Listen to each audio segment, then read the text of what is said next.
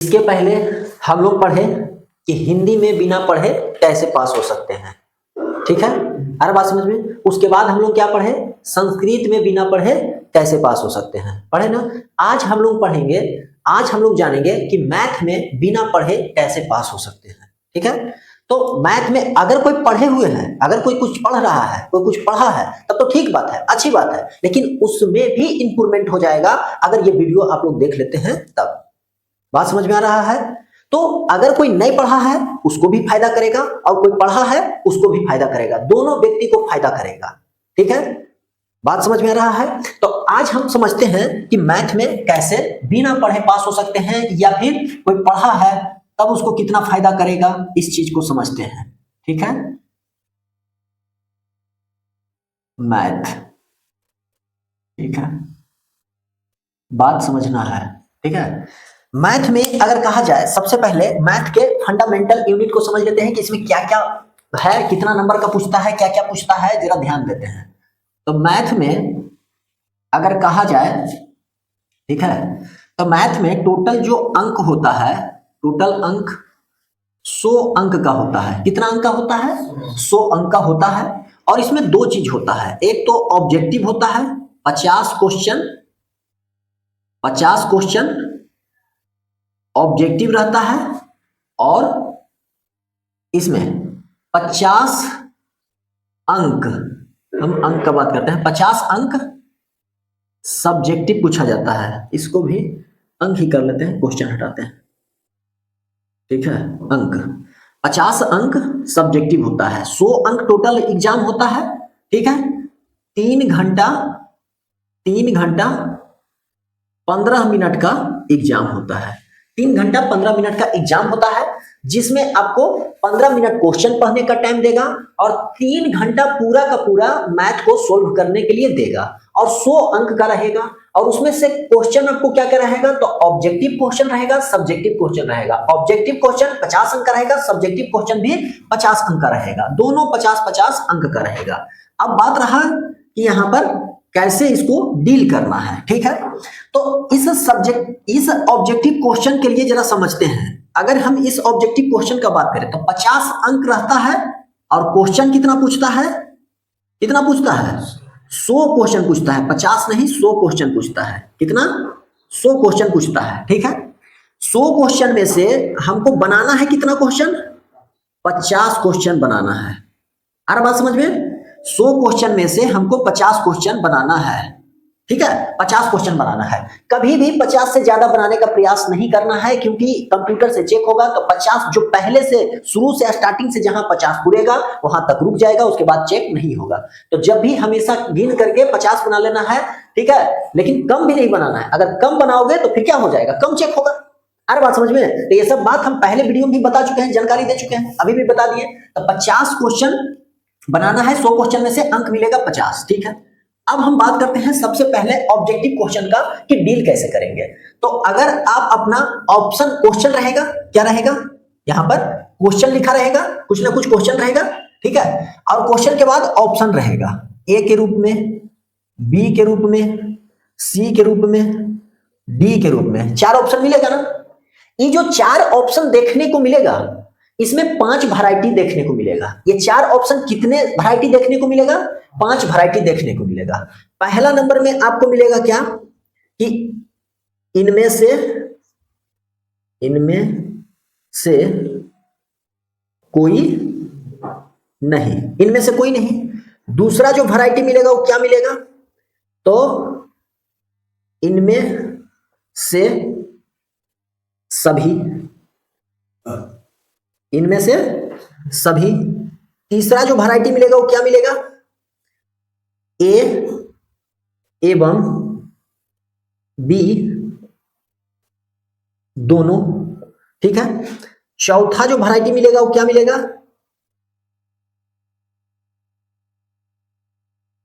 कुछ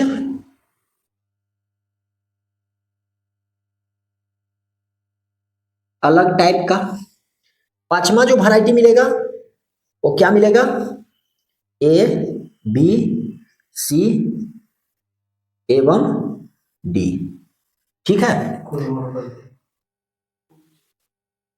कुछ अलग टाइप का, अच्छा कुल लिख दिए,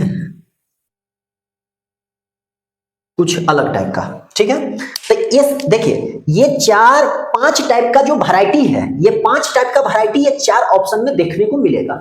और बात समझ में?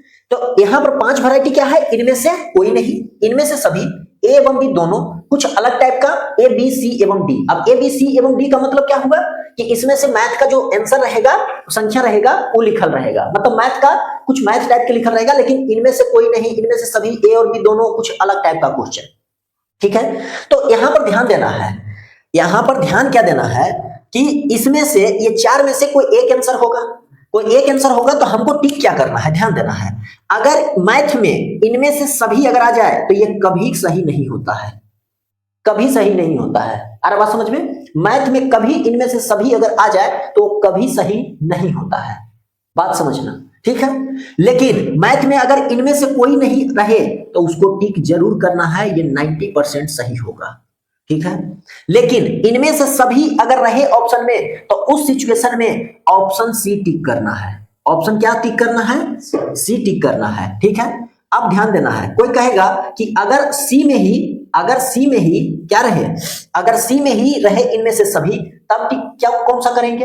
अरे बात समझ में? तब कौन सा टिक करेंगे? तो कर लेंगे बी कर लेंगे या फिर डी कर लेंगे, इन दोनों में से टिक कर लेंगे। तो इनमें से सभी अगर ऑप्शन में रहे तो उसको टिक नहीं करना, उसके स्थान पर सी करना है। अगर सी में अगर यही रहे सी में, तो फिर उसको बी या डी टिक करेंगे। देख लेना है अपने अनुसार से, जो तुमको अच्छा लगेगा वो टिक कर लेना, अदरवाइज दिमाग ज्यादा नहीं लगाना है। आए बात समझ में कि कोई दिक्कत नहीं ना? उसके बाद अगर ए एवं बी दोनों रहे, अगर ऑप्शन में ए एवं बी दोनों आ जाए तो इसको जरूर टिक कर लेना है। ऐसे सिचुएशन में ये 90% सही होता है। ए और बी अगर मैथ में दोनों दे दे तो समझ जाना है कि वो सही होगा, दिया है मतलब वो सही होगा, 90% वो सही होगा, ठीक है। और कुछ अगर अलग टाइप के दिखे तो उसको भी टिक कर लेना है। ऐसे सिचुएशन में 90% ये सही होगा। बात समझ में आ रहा है ना? अगर ऑप्शन में इनमें से कोई नहीं रहे तो उसको जरूर टिक कर लेना है, क्योंकि मैथ में ज्यादातर आंसर इनमें से कोई नहीं दे देता है ऑप्शन में, ठीक है। इनमें से सभी रहे तो वैसा सिचुएशन में उसको टिक नहीं करना है, सी टिक करना है। लेकिन सी के स्थान पर अगर यही लिखल रहे तो बी या डी टिक कर लेना है। अरे बात समझ में? उसके बाद ए और बी अगर दोनों आ जाए तो अगर दोनों दिया है इसका मतलब वो सही है, 90% सही होगा, उसको टिक कर लेना है। और अगर कुछ अलग टाइप के मैथ दिख जाए, अलग टाइप का दिख जाए, ठीक है ना, मान लो कि दो संख्या लिखल है और एगो अलग लिखल है, अरे बात समझ में, एगो कोई नंबर लिख दिया है तो कुछ ऐसा लिख दिया है, मान लो कि शब्द में लिख दिया है, तो कुछ अलग टाइप के रहे तो उसको भी टिक कर लेना है। अरे बात समझ में? लेकिन अगर यहां पर ये सब नहीं रहे, ए बी सी डी रहे, मतलब कुछ ना कुछ लिखल रहे चारों ऑप्शन में, तो वैसे सिचुएशन में हमको क्या करना है? बी और सी टिक कर लेना है। और ये हो बी और सी में क्या करना है? बी और सी नहीं मारना है, या तो बी बी बी कर देना है या फिर क्या कर देना है? सी सी सी कर देना है। अरे बात समझ में? दोनों में से कोई एक ही पकड़ेंगे, इन्हें कि दोनों, दोनों का मतलब ये नहीं हुआ कि दोनों टिक कर देना है, नहीं। अगर कुछ नहीं रहे लिखा हुआ, ये सब अगर ट्रिक नहीं काम करे तो उसके बाद क्या करना है? बी या सी में कोई एक पकड़ेंगे और उसी को रंग के चल जाएंगे। अरे बात समझ में? और ये कैसे पता चलेगा? तो अगर मान लो 50 क्वेश्चन में हम 20 क्वेश्चन बना लिए, मेरे पास 30 क्वेश्चन नहीं आ रहा है, तो 30 क्वेश्चन में ये सब आइडिया लगाएंगे। 40 क्वेश्चन बना लिए, 10 क्वेश्चन नहीं आ रहा है तो 10 क्वेश्चन में ऐसे आइडिया लगाएंगे। 50 मान लो 50 क्वेश्चन में 10 से हम बना पाए, 40 नहीं बना पाए, 15 ही बना पाए, 35 नहीं बना पाए, तो जो नहीं बना पाए उसमें ये आइडिया लगाना है मैथ वाला में। अरे बात समझ में? तो हिंदी में बता दिए थे कि पूरा सोशल साइंस, साइंस, संस्कृत के सब वाला कैसे बनेगा, और मैथ में अभी समझा दिए। अरे बात समझ में? तो अगर इस तरीका से बनाइएगा और इस तरीका से बनाओगे तो हम तुमको बता रहे हैं कि कम से कम भी तो सही होगा, तो 25 से 30 नंबर, 25 से 30 नंबर एकदम खूब आराम से आ जाएगा। तो जहां पर आप 0 में खड़ा थे, 10 में खड़ा थे, 15 में खड़ा थे, 15-20 नंबर इंक्रीज कर जाएगा इस कंडीशन के अकॉर्डिंग अगर बनाएंगे तब। बात समझ में आया? तो ये हो गया ऑब्जेक्टिव क्वेश्चन का कहानी मैथ का। अरे बात समझ में? अब हम बात करते हैं कि सब्जेक्टिव क्वेश्चन कैसे डील होगा। तो सब्जेक्टिव क्वेश्चन को अगर हम बांटे, ठीक है, सब्जेक्टिव क्वेश्चन को अगर हम बांटे तो यहां पर इसको 2 पार्ट में बांट सकते हैं, ठीक है। एक तो 2 अंक का प्रश्न, 2 अंक का प्रश्न, और एक होता है 5 अंक का प्रश्न, एक तो 2 अंक का प्रश्न और एक कितना अंक का प्रश्न, 5 अंक का प्रश्न। यही 2 प्रकार के होता है ना। ये जो 2 अंक का प्रश्न है इसका संख्या कितना होता है, 30। 2 अंक का प्रश्न है इसका संख्या कितना होता है, 30। और 5 अंक का प्रश्न का संख्या कितना होता है, 8। हर बात समझ में। ये 30 में से बनाना कितना रहता है, 15, ठीक है 15। और ये 8 में से बनाना कितना रहता है, 4। बात समझ में आ रहा है कि कोई दिक्कत है, ठीक है। अब देखिए सब्जेक्टिव में यहां से 15 दूना 30, अब 5 चौक 20, यानी 20 यहां पर 30 अंक मिलेगा। यहां से कितना अंक मिलेगा, 15 क्वेश्चन अगर डील करेंगे तो 30 अंक मिलेगा, ठीक है। और ये 4 क्वेश्चन अगर डील करेंगे तो कितना अंक मिलेगा, 20 अंक मिलेगा, ठीक है। तो क्या हो जाएगा, 30 अंक प्लस 20 अंक, ठीक है। 30 अंक प्लस 50 अंक। तो 50 अंक सब्जेक्टिव का समझ में आ गया कि कहां कहां से आएगा। 2 अंक का प्रश्न 30 को रहता है, 15 बनाना है, 15 दूना 30 नंबर। 5 अंक का प्रश्न 8 को रहता है, 4 को बनाना है, 5 चौक 20 अंक। तो 30 और 20 कितना हो गया, 50 अंक। 50 अंक यहां से ऐसे मिलता है। अब बात रहा कि इसको बिना पढ़े बनाना कैसे है। तो सबसे पहला बात कि जो पढ़ा है वो तो ठीक है, जितना इसमें से बनाने सका ठीक है, बना लिया कोई बात नहीं। लेकिन जब हम बनाने नहीं सक रहे हैं, हमको 5 क्वेश्चन 7 क्वेश्चन 8 क्वेश्चन नहीं आ रहा है या बिल्कुल नहीं आ रहा है, वैसे सिचुएशन में जो हम बता रहे हैं उसको लगाना है। ये नहीं करना है कि हमको आ रहा है फिर भी हम जो बताएं उसको कर लेना है, नहीं।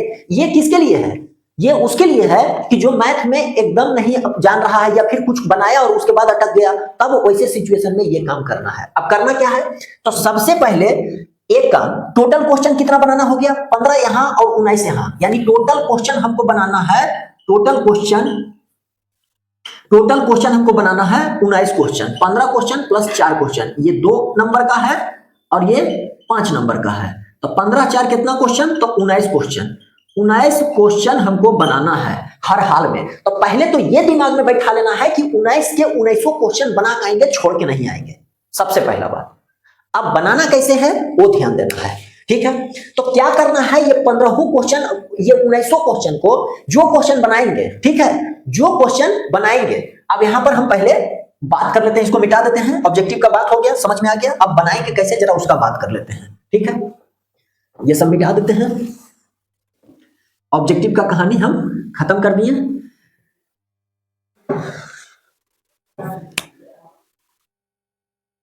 ऑब्जेक्टिव का कहानी यहां पर 50 अंक ऑब्जेक्टिव क्लियर हो गया, ठीक है। अब बनाना कैसे है, जैसे हमको मन किया यहां पर 19 क्वेश्चन बनाना है और सबका अलग अलग नंबर दे रहेगा, कैसे नंबर दे रहेगा, तो 30 क्वेश्चन ये है तो 1 2 3 4 ऐसे करके 30 तक यहां लिखा रहेगा। 8 क्वेश्चन इधर है तो फिर 31 32 33 34 35 36 37 ऐसे करके कहां तक लिखा रहेगा, 38 तक लिखा रहेगा, 37 38 तक। 8 क्वेश्चन इधर रहेगा, 30 क्वेश्चन इधर रहेगा, तो ऐसे नंबर रहेगा। अब इस नंबर में से जो भी नंबर का क्वेश्चन हमको बनाने का मन करेगा उसको उठाएंगे। मान लो कि हमको 5 नंबर प्रश्न हमको बनाने का मन है और यहां पर ये मेरा पेज है, ये मेरा चौथाई है, ध्यान देना है। ये ऊपर का चौथाई छूटल है, ऊपर का जो जगह रहता है, पेज के बीचों बीच में हम लिख लेंगे प्रश्न संख्या, प्रश्न संख्या 5 बना लिए, बढ़िया से हेडिंग डाल लिए कि प्रश्न संख्या 5 बना रहे हैं, ठीक है। उसके बाद यहां पर क्या लिख देंगे, यहां पर प्रश्न संख्या 5 और यहां पर लिखेंगे सबसे पहले यहां पर ऐसे करके, ठीक है, यहां पर एकदम एरो दे करके क्वेश्चन को लिख लेना है। क्या करना है, क्वेश्चन को लिख लेना है, ठीक है। बात समझ में आ रहा है ना। प्रश्न संख्या लिख दिए, ऐसे एरो लगाएंगे और सीधा जो क्वेश्चन लिखा हुआ था उस क्वेश्चन को लिख देंगे। कब, जब हमको कुछ नहीं समझ में आ रहा है कि कैसे बनाना है तब, ठीक है। सारा क्वेश्चन को लिख देंगे। उसके बाद यहां पर चौथाई के इधर लिखेंगे हल। क्या लिखेंगे, हल या सोल्व लिख करके समीकरण डैश देंगे। और समीकरण डैश देने के बाद इसमें अब क्या करना है, तो जो आपको मर्जी है, जैसे आपको मर्जी है, जो आपको सही लग रहा है कुछ से कुछ यहां पर एक्स वाई करके, एक्स वाई जेड करके, प्लस माइनस करके, फार्मूला कुछ से कुछ लिख करके 2-4 लाइन बना देना है और 2-4 लाइन बना करके लिख देना है। अतः जो बात बोल रहे हैं उसको ध्यान से सुनना है। अगर इतना करके आ जाओगे मैथ में कभी नहीं फेल होएगा। एकदम 40 से 50 नंबर 60 नंबर आराम से आ जाएगा। जो मैथ में फेल होने से डर रहा था वो आराम से पास हो जाएगा। अरे बात समझ में, वो आराम से क्या हो जाएगा, पास हो जाएगा। तो यहां पर ध्यान देना, कि अतः लिख लेना। अब अतः क्या लिखना है, तो क्वेश्चन में जो पूछ रहा था, क्वेश्चन कहता है ना, क्वेश्चन कहेगा कि इसका निकालिए, ये मान निकालिए, वो मान निकालिए, तो जो क्वेश्चन का डिमांड कर रहा था वही लिख देना है। और अगर नहीं समझ में आए तो फिर क्वेश्चन को उठा करके पूरा अतः लिख देना है। मतलब एक बार तो यहां क्वेश्चन लिख के बताएं और उसके बाद हल करके जो मर्जी हुआ वो किए, और फिर अतः लिख करके फिर इसमें क्वेश्चन लिख देना है। अगर अतः लिख नहीं सक रहे हैं तो ठीक है, नहीं लिख सक रहा है तो फिर इसमें क्वेश्चन लिख दो। आ रहा बात समझ में? चाहे वो 5 नंबर का क्वेश्चन रहे, चाहे वो 2 नंबर का क्वेश्चन रहे, कोई भी क्वेश्चन रहे मैथ का, अगर हम नहीं जान रहे हैं तो इसी तरीका से सोल्व करके आ जाएंगे। अपने अनुसार से जितना सही बनाने सकेंगे बनाएंगे, नहीं बनाने सक रहे हैं तो इस तरह के एकदम रात करके छाप करके एकदम आ जाना है। 19 के 1900 क्वेश्चन बना करके आना है, एक भी क्वेश्चन नहीं आना है। अगर आप इतना करके आ जाइएगा, कोई माइकल लाल फाइल नहीं कर सकेगा। दावा ठोक के कह देते हैं। बात समझ में आया कि कोई दिक्कत? और उसके बाद अगर अभी भी लग रहा है कि हम जागे हैं, एग्जाम के लिए कुछ पढ़ना है, तब क्या करना है? इसके लिए पूरा सब्जेक्टिव के लिए 5 वीडियो हम बना के यूट्यूब पर डाल चुके हैं, 5 मैराथन मैथ का, जिसमें से 5 चैप्टर और कुछ 5 अंक वाले फार्मूला का हम पूरा डिस्कशन किए हैं। 5 से 6 चैप्टर हम यूट्यूब पर पढ़ा चुके हैं, 5 वीडियो, 5 मैराथन है। एक दिन बैठना है 1.5 या 1.75 या 2 के स्पीड में लगा करके उसको 1 से 2 बार एक दिन में अगर चाहिएगा तो एक दिन में पूरा हम देख लेंगे। नहीं देख सकते हैं? 5 मैराथन लगभग कितना, 1-1.5 घंटा का है, और 3 घंटा का है, तो 3 या 9 और 1.5 10.5, और एक लगभग 4 घंटा का है, तो 10.5 यानी 4 कितना हो गया, 15 घंटा के लगभग वीडियो है।